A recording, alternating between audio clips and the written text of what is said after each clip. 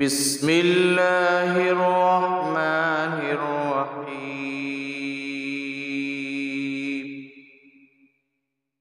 والنازعات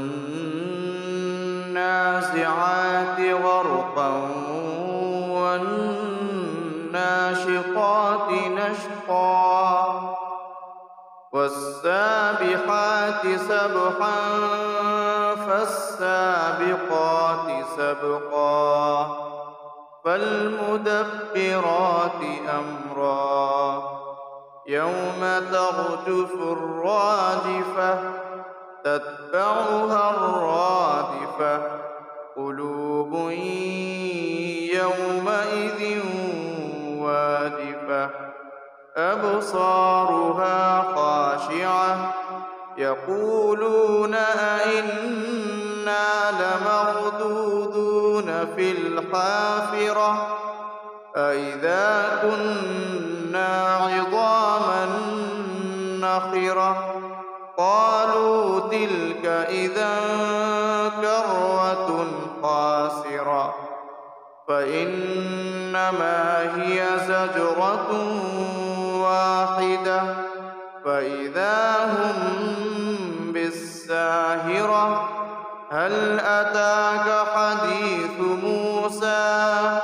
إذ ناداه ربه بالواد المقدس طوى اذهب إلى فرعون إنه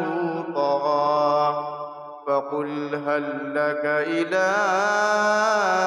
أن تزكى وأهديك إلى ربك فتخشى فأراه الآية الكبرى فكذب وعصى ثم أدبر يسعى فحشر فنادى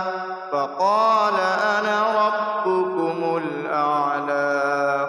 فأخذه الله نكال الآخرة والأولى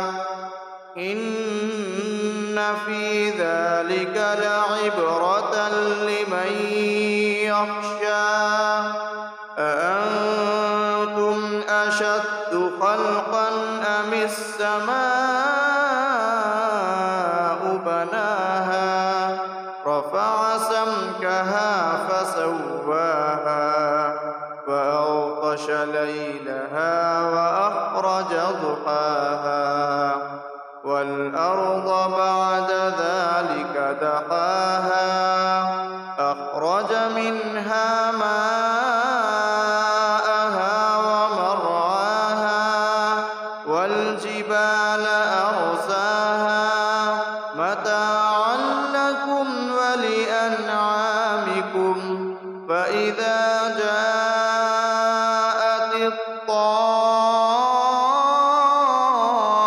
الطامة الكبرى يوم يتذكر الإنسان ما سعى وبرزت الجحيم لمن يرى فأما من طغى وآثر الحياة الدنيا فإن الجحيم هي المأوى وأما من خاف مقام ربه ونهى النفس عن الهوى فإن الجنة هي المأوى يسألونك عن الساعة أيان مرساها فيم أنت من ذكراها إلى ربك منتهاها إنما أنت منذر من يخشاها كأنهم يوم يرونها لم يلبثوا إلا عشية أو ضحاها